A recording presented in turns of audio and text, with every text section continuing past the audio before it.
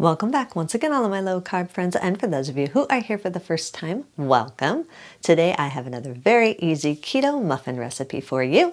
Today I am going to show you how to make super easy keto jalapeno popper muffins. Got all your makings of a jalapeno popper, but it's in a muffin. And if you want a printable version of this recipe, you can check out my website at janet'sdeliciouslowcarbkitchen.com. You can find a printable version of this recipe and other goodies there for you. And if you're new to the channel and you want to see lots of easy, delicious, low-carb keto recipes, make sure you click that subscribe button and click the notification bell that's right next to the subscribe button. That way you can be notified every time I put out videos, at least every Wednesday and Saturday. And if you'd like to help support the channel, make sure you scroll down in the description of the video. You'll see some affiliate links. Anytime you purchase anything using those affiliate links, a small portion of your purchase will go to me and help support the channel. So, while you do all that, let's get cooking.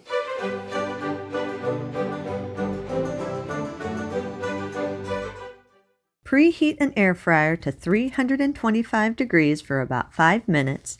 If you don't have an air fryer, just preheat your oven to 350 degrees. Lightly grease 7 6-ounce ramekins. If you don't have any ramekins, you can just use some silicone muffin molds. Or if you're baking, you can use a muffin tin. Or you can actually shape these freehand if you prefer to do that. Place 3 ounces of very soft cream cheese and 3 large room temperature eggs into the bowl of a standing mixer. Make sure that your eggs are room temperature and your cream cheese is very soft so they blend well. You do not want your cream cheese melted. You just want it soft enough so that it will mix in smoothly. Beat on medium speed for 1 minute or until everything is smooth and foamy. If you don't have a standing mixer, you can use a hand mixer or just a wooden spoon in a bowl. If you do use just a wooden spoon in the bowl, it's going to take a little bit more elbow grease to get the mixture smooth, but it can be done. Add 60 grams or around 1/4 cup of room temperature Greek yogurt or sour cream, 60 milliliters or around 1/4 cup of room temperature keto milk of your choice. My favorite keto milk is always coconut milk. You can use whatever milk you want. Just again, make sure it is room temperature so it blends smoothly. Add 6 tablespoons of melted butter. Then beat on medium speed for about 30 seconds or just until everything is fully combined. Sift in 84 grams or around 3/4 cup of coconut flour, 13 grams or around 1 tablespoon of the granulated sweetener of your choice. I'm using granulated monk fruit sweetener. You can use whatever granulated sweetener you want. If you don't want your muffins to have a hint of a sweet taste, you can leave this completely out. I just like the muffin part to have a little bit of a sweet taste. I think it goes good with the spiciness of the jalapeno and the saltiness of the cheese. Add 9 grams or around 1 tablespoon of instant dry yeast. This is optional. It is strictly for flavor. It just helps the muffin part to have a little bit more of a traditional bread muffin taste. Add 7 grams or around a 1/2 tablespoon of baking powder, a 1/4 teaspoon of salt, and if you want to, you can add some dry seasonings or dry spices to give your muffin a little bit of a different flavor and to help tone down any coconut flour taste if you're really sensitive to the taste of coconut flour. Also, if you want to, you can add some cornbread or sweet corn flavoring to the wet ingredients if you want your muffin to taste more like a cornbread type muffin. Sift the dry ingredients into the wet ingredients until there are no lumps. Beat on medium speed for another 1 minute or until a smooth batter forms. Scrape down the sides of the bowl and push the batter to the center of the bowl. Gradually fold in 3 ounces or around a 1/2 cup of the shredded cheese of your choice. I'm using shredded Colby cheese. You can use whatever cheese you want. Make sure you just do this gradually. You don't want the cheese clumping up in one spot. Scrape down the sides of the bowl as needed. Gradually fold in 2 finely chopped jalapenos, and you can adjust this more or less depending on how much jalapenos you want in your muffins. And again, scrape down the sides of the bowl, push the batter to the center of the bowl as needed. Scoop 4 tablespoons of the batter into each one of your prepared ramekins or molds. If you're using smaller muffin-sized molds, then you'll only need to do about 2 tablespoons of the batter. And basically, this is going to make twice as many muffins as opposed to using the ramekins that are bigger. Use a knife or your fingers and spread the batter evenly throughout the bottom of the ramekins or the muffin mold, whatever you're using.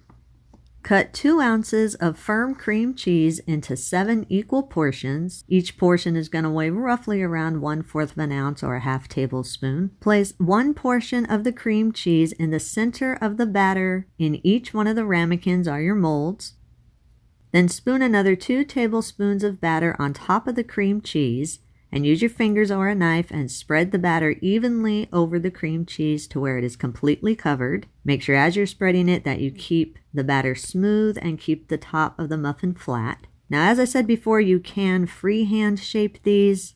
All you would need to do is scoop the batter out 1/3 cup at a time, roll it into a smooth ball, then press a portion of the cream cheese into the ball and form the batter to where it's completely covering the cream cheese and nice and smooth. Also, if you're freehand shaping these, make sure to line your baking sheet or your air fryer basket or drawer. Otherwise, you're going to have a sloppy mess all over your air fryer and your baking sheet.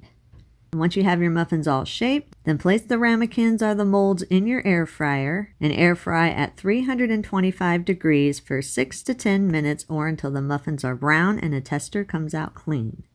If you're baking these, bake them at 350 degrees for 15 to 20 minutes or again until they're browned and a tester comes out clean. Now again, if you have freehand shaped these, make sure that you're leaving a lot of space in between each one of the batter balls. The bad thing about shaping these freehand is that they do spread a lot. And so by the time they get done actually baking, they're more of the thickness of like a naan bread or something like that, which isn't bad. They still taste good, but it's definitely not going to look like a muffin. Once your muffins are all cooked, open your air fryer, or if you've baked them, remove your baking sheet, and let the muffins sit in your air fryer basket or drawer or your baking sheet. Let them sit for about 5 minutes so they can firm up. After about 5 minutes, leave the muffins in their ramekins or their molds and transfer them to a wire rack. Then let them sit for at least another 5 more minutes so they can firm up really well and not fall apart when you remove them. If you want to, you can top the muffins with a little bit more shredded cheese and 1 jalapeno circle slice on top. And then you would just pop them back in your air fryer or even the microwave for just a few seconds, just until the cheese is melted if you want to do that. All right, here we are with my lovely popper muffins. This is the one, obviously, that has cheese and jalapeno on it. Yummy, yummy. This other one is just plain top for those of you who don't want to add the extra jalapeno and cheese on it. That's what it looks like with a plain top. I cut this in half. Ooh, it's kind of warm still. Cut this in half so you can kind of see the middle there. See the cream cheese in the middle of it? Yummy. It's kind of hot still. Looks yummy, smells yummy. Taste is the most important thing, right? Right.